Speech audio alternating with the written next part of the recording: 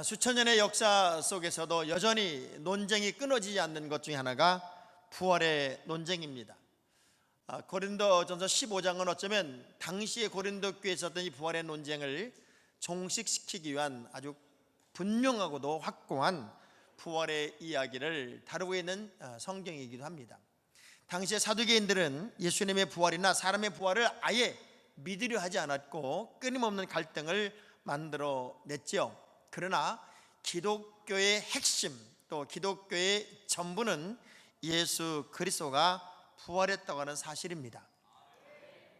고린도서 15장 4절부터 8절까지의 말씀을 보면 부활에 대해서 반신반의하고 과연 예수가 부활했을까라고 이렇게 저렇게 이야기하는 사람들을 향하여 그 부활을 실제적으로 목격한 사람들, 증인들이 얼마나 많이 있는지를 이렇게 증언하고 있어요. 시작. 장사 지낸 바 되셨다가 성경대로 사흘 만에 다시 살아나사 게바에게 보이시고 후에 12 제자에게와 그 후에 500여 형제에게 일시에 보이셨나니 그 중에 지금까지 대다수는 살아있고 어떤 사람은 잠들었으며 그 후에 야고보에게 보이셨으며 그 후에 모든 사도에게와 맨 나중에 만삭되지 못하여 난 자 같은 내게도 보이셨느니라. 아멘. 부활의 목격자들이 여러 제자들뿐만 아니라 일시에 한순간에 본 사람들이 500명 정도가 있었고 그 중에는 태반이나 살아있는 증인들이 있었다 하는 것을 이야기하고, 그때 당시 이렇게 이야기할 때는 그들도 살아있었다는 얘기를 하고 있는 거예요. 만약 기독교에 부활의 신앙이 없다면, 우리가 부활을 믿지 못한다면 오늘 성경의 말씀 그대로 우리의 믿음도 헛것이 되고, 그리고 복음을 전할 이유도 아예 상실되는 것이기 때문에 기독교인들에게 있어서 부활은 바로 확신이며 사실이며 능력이며 권능이 되어야 합니다. 1885년 4월 5일 부활주일에 우리나라에는 감리교 선교사인 아펜셀러 선교사와 언더우드 장로교 선교사가 동시에 제물포항을 밟습니다. 지역을 나눠 선교를 하지만 이 아펜젤라 감리교 선교사가 첫 사역을 시작하면서 미국 본토의 본부에 서신을 보낼 때 이렇게 서신을 보냈습니다. 우리는 부활절에 이 땅에 왔다. 그날 사망의 철창 권세를 부수고 부활하신 주님께서 조선의 결박을 끊어주시고 하나님의 자녀로 빛과 자유의 세계로 인도해 주시기를 우리는 기도했다. 대한민국에 들어온 예수 그리스도는 첫째 날이 바로 부활절이었어요. 그래서 부활의 주님을 구체적으로 전할 수밖에 없었던 그 날이 바로 우리 기독교가 우리나라에 들어온 날이기도 해요. 무슬림의 자랑은 하루에 5번씩 메카를 향하여 기도를 합니다. 그들의 교주에게 기도를 하는 거예요. 그런데 이 메카가 뭐냐면 그들의 교주인 모하메드의 무덤입니다. 그 무덤을 향하여 그들은 그렇게 경배를 하고 무덤을 향하여 기도를 하고 그 무덤에 한번 가보는 것이 평생의 소원입니다. 모든 신들, 모든 인류 역사의 위대한 사람들에게는 전부 다 무덤이 있어요. 그러나 유일하게 무덤이 없는 분은 예수 그리스도밖에 없습니다. 빈 무덤의 신비.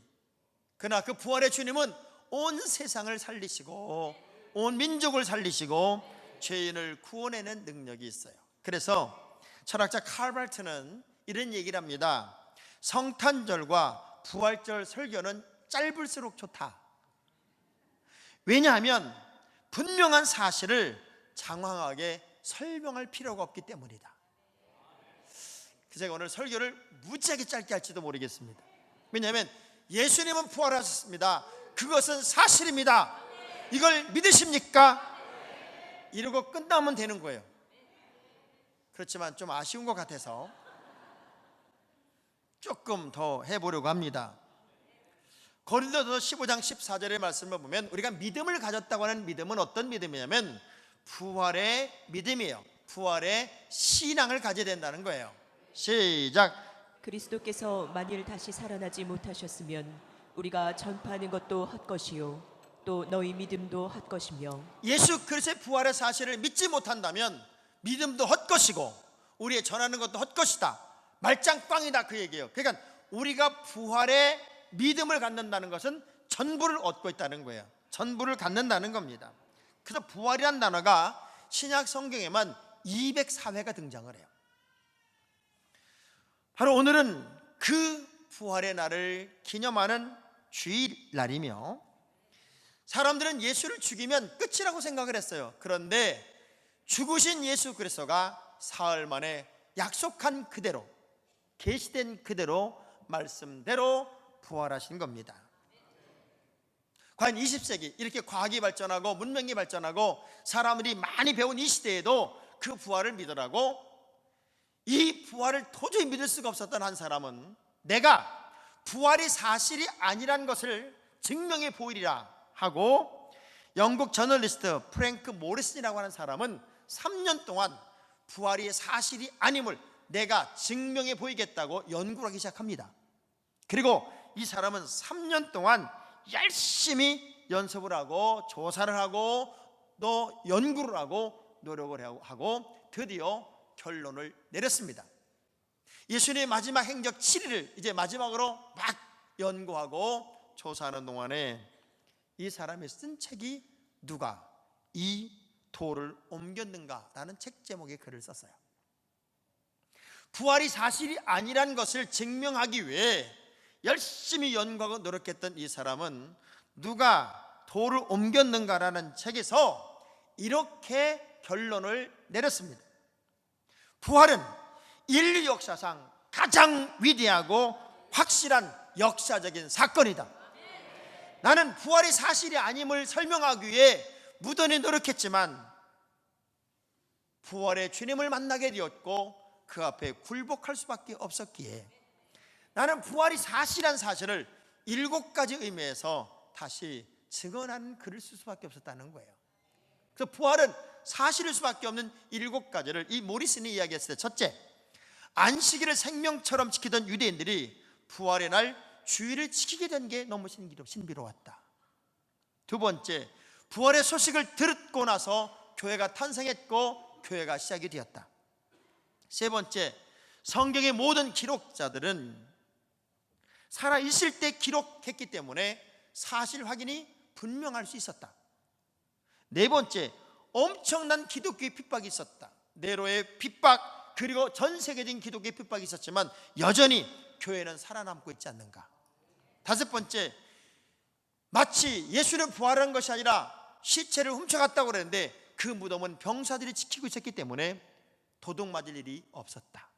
여섯 번째, 수많은 증인들이 부활을 목격했다. 성경은 500명도 일시에 목격했다고 말하고 있다. 일곱 번째, 제자들의 순교다. 만일 그것이 거짓이거나 사실이 아니라면 어떤 바보가 그 예수를 위해 목숨을 바치겠는가. 그러므로 부활은 사실이다. 우리가 부활의 믿음을 갖는다, 부활의 신앙을 갖는다는 것은 이미 천국을 소유하고 사는 게 천국. 고린도서 15장 19절의 말씀을 보면 시작. 만일 그리스도 안에서 우리가 바라는 것이 다만 이 세상의 삶뿐이면 모든 사람 가운데 우리가 더욱 불쌍한 자, 자이다. 부활을 믿지 못한다, 그리고 이 땅의 삶이 우리가 끝이다, 그리고 부활이 사실이 아니다, 이렇게 믿는 사람은 가장 불쌍한 사람이다. 왜? 이 땅의 삶이 끝이기 때문에. 그러나 우리는 이 땅은 나그네 된 삶이고 우리의 본향, 우리의 원래 고향은 천국임을 믿고 사는 사람. 히브리서 11장 16절의 말씀을 보면 시작. 그들이 이제는 더 나은 본향을 사모하니 곧 하늘에 있는 것이라. 이러므로 하나님이 그들의 하나님이라 일컬음 받으심을 부끄러워하지 아니하시고 그들을 위하여 한 성을 예비하셨느니라. 부활의 주님을 만나는 사람들은 더 나은 본향을 꿈꾸고 살아요. 그야말로 상 주시는 주님, 천국에서 나에게 주렁주렁 상을 주실 것을 상상하며 매일같이 감격하고 신바람나게 사는 사람들이 부활의 신앙을 가진 사람, 천국을 소망하고 사는 사람이에요. 어떤 분들은 천국이 있어요 라고 말하면 이건 뇌가 좀 돌아서 아니면 어떤 환각 상태여서 자꾸 천국을 봤다고 이야기한다고 말해요. 그런데 하버드 신경외과 의사인 이분 알렉산더라고 하는 사람이 나는 천국을 보았다라는 책을 썼어요. 이 사람은 뇌과학자이고 그리고 뇌사 상태여서 7일 동안 그야말로 죽었다가 살아난 이후에 나는 천국을 보았습니다라고 당당하게 이야기한 사람이었어요. 어떤 환각 상태 또는 어떤 엑스타시한 현상에 막 넘어지고 쓰러져서 사람들은 나는 봤어요 라고 말할 수 있다 그 얘기예요. 그런데 정작 가장 중요한 신경외과 의사가 이 사실을 증언할 때 사람들은 이건 과학으로 설명할 수 없는 것임을 알게 되었어요. 더 재밌는 건 이 책을 읽은 서울대 의대 내과 정연채 교수는 책을 읽고 나서 이렇게 얘기를 했어요. 이것은 우물 안이 전부인 줄 알았던 개구리가 우물 밖에 장엄한 바다가 있다는 것을 경험하여 알게 된 사건과 똑같은 사건이었다. 이제 삶을 보는 관점이 달라지게 될 것이다. 천국을 소유하고 사는 사람, 천국을 내 것으로 의지하고 믿고 사는 사람들에게는 날마다가 희망이고 날마다가 감격이야. 스탠버그라는 화가가 있어요. 이 사람이 어떤 성당에 예수님의 십자가 지신 그 그림을 그리도록 요청을 받았고 그림을 한참 그리고 완성하지 못한 상태로 납품하려고 하다가 너무 돈을 조금 준다는 것 때문에 납품 안 하고 구석에 처박아 놨어요. 그리고 어느 날 어떤 여자를 이제 그림을 그리게 화실에 앉혀놨는데 모델이 있던 이 여자가 구석에 있던 예수님의 십자가의 그림을 보고 이렇게 질문합니다. 저 그림은 뭐예요? 예수님이 십자가 진 그림이죠. 근데 저분은 왜 십자가를 지고 있어요? 우리의 모든 죄와 허물 때문에 십자가를 진 거예요. 우리 때문에 죽으시는 거예요. 그리고 바로 당신 때문에 죽는 거예요. 이렇게 얘기를 하니까 이 여자가 막 울어요. 나 때문에 정말 저분이 죽고 나의 모든 죄를 대신 짊어지신 분이냐고 그러면서 막 우니까 하도 우니까 깜짝 놀래가지고 이 스탠버그가 이렇게 말하는 거야. 근데 살았어. 사흘 만에 살아났다고. 그랬더니 울음을 딱 그치더라는 거예요. 그러면서 그렇다면 다행이라고, 나는 그러면 저분을 의지하고 내 죄로부터 자유하면 되겠냐고 이렇게 말하는데 마치 햄머로 머리를 맞은 느낌이 드는 거예요. 나는 저 예수님을 알고 있고 예수님을 믿고 있고 예수님이 십자가를 졌다는 사실도 알고 있고 그분이 부활했다는 사실도 알고 있는데 모든 것이 내 사건이 아니고 대해서 알고 있더라는 거예요. 그리고 돈이나 좀 더 받으려고 십자가 지신 예수님의 그림을 구석에 처박아 놓은 자신이 너무 창피하고 너무 부끄러워서 큰 눈물을 흘리고 회개하고 그 그림을 그냥 납품했다는 거예요. 여러분이 수많은 시간 교회를 다니고 예수를 믿는데 정말 예수를 제대로 아는 게 아니더라고요. 예수에 대해서 아는 것이고 부활에 대해서 아는 것이고 십자가에 대해서 아는 거지 그게 내 사건이 아니더란 말이에요. 여러분의 사건이 돼야 돼요. 그 부활의 예수를 제대로 알고 그 부활의 주님을 온전히 믿는 사람들에게는 어떤 일이 벌어지냐면 새 삶이 시작이 됩니다. 자, 고린도서 15장 22절입니다. 시작. 아담 안에서 모든 사람이 죽은 것 같이 그리스도 안에서 모든 사람이 삶을 얻으리라. 모든 사람이 죽고 모든 사람이 살아요. 주님의 십자가 사건에 죽고 그분의 부활 이야기에 나는 사는 거예요. 늘 자기 스스로가 이렇게 하면 안 되는데, 내가 이렇게 예수 믿으면 안 되는데 어떤 양심의 가책을 느끼면서 억지로 크리스찬이 있어서 억지로 크리스찬. 어느 날 목사님이 주일 설교를 다 마치고 예배를 마치고 집에 잠깐 쉬고 있는데 다급한 전화가 막 계속 전화가 울리는 거예요. 그래서 뭔 일이 있나 보다 생각해서 한참 울린 전화기의 벨을 들었어요. 아니나 다를까 그 억지로 집사님이 교통사고로 심하게 다쳤다는 전화를 받아요. 그냥 병원으로 달려갔더니 중환자실에 칭칭 감고 있고 눈 하나만 이렇게 나와 있고 목사님의 손을 꼭 잡고 어떻게 된 거냐고, 도대체 이게 어떻게 된 거냐고 너무 안타까워서 그렇게 물었더니 그 집사님이 눈물을 주르륵 흘리면서 이렇게 말하더래요. 하나님이 오래 참으신 거예요. 하나님이 정말 오래 참으신 거였어요. 그러면서 눈물을 흘리더라는 거예요. 어쩌면 오늘도 여전히 하나님이 참고 있는 삶을 우리가 살고 있는지 모르겠어요. 우리 옆 사람하고 한번 악수하면서 하나님 좀 그만 참게 합시다. 하나님이 참지 않으면 안 되는 그런 삶을 이제는 끝내야 된다는 거예요. 예수 안에 있고 부활의 믿음을 가진 사람들은 마치 엠마오로 가는 두 제자가 실에 차 있다가 부활의 주님을 만나자마자 그렇게 발걸음이 가볍고 신바람이 나는 모습을 여러분은 목격할 거예요. 무덤 앞에서 슬피 울던 마리아가 그분은 무덤에 계시지 않고 부활했다는 이야기를 들으면서 그렇게 행복해하고 그렇게 기뻐해요. 공포 속에 떨던 제자들도 부활의 주님을 만나면서 공포심을 떨쳐버리게 되고, 부활의 주님을 만났음에도 불구하고 고기 잡으러 갔던 그 예수님의 제자들이 밤새도록 헛그물질을 하다가 우리 주님의 음성을 들어요. 야, 오른편에 그물을 던져봐. 그 순간 그물이 찢어지도록 올라오는 물고기를 보면 무엇을 느꼈을까? 우리가 부활의 주님을 만나면 인생이 바뀌어야 돼요. 삶의 내용이 바뀌어야 돼요. 자, 여러분에게 물을게요. 여러분이 생면 처음 가는 길을 갑니다.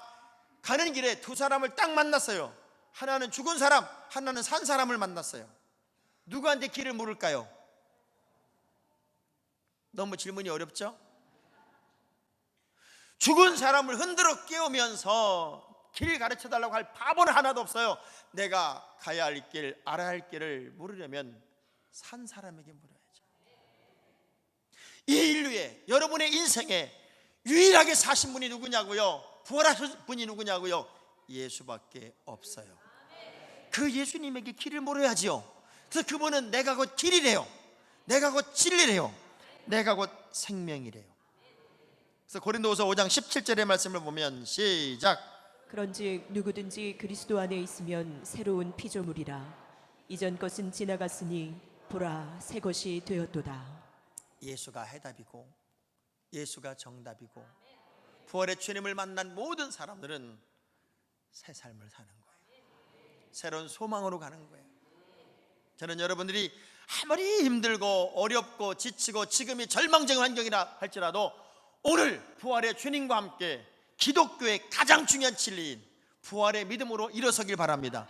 죽었으나 살고 끝이나 시작이고 절망이나 일어나고, 어느 누가 다니엘의 세 친구가 사자굴에서 풀무불에서 살아날 것이라고 상상한 사람이 단 한 명이라도 있었을까요? 예수님이 십자가에 달렸지만 그 달리신 예수가 다시 부활할 것이라고 어느 누가 믿었을까요?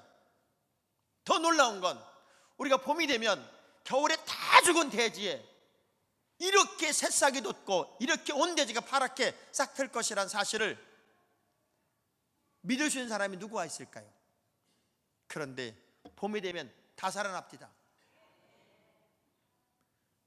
여러분이 기독교 신앙, 예수 그리스도가 부활하신 사실을 믿는 믿음을 가지고 있다면 이 한 단어를 기억하세요. 그분은 부활하셨습니다. 그리고 우리에게 명령합니다. 항상 기뻐하라. 다시 말하노니 기뻐해라. 우울해요, 억울해요, 속상해요, 답답해요, 내 마음이 너무 깜깜해요. 그러나 이 단어 하나, 이 말씀 하나가 여러분을 확 지배하면 항상 기뻐하라. 이 말씀 하나만 딱 붙잡고 있어도 수억만 개의 전구가 있어도 태양 하나를 이기지 못해요. 아무리 어둠을 집어넣으려고 해도 이 불빛 속에는 어둠이 들어올 수가 없어요.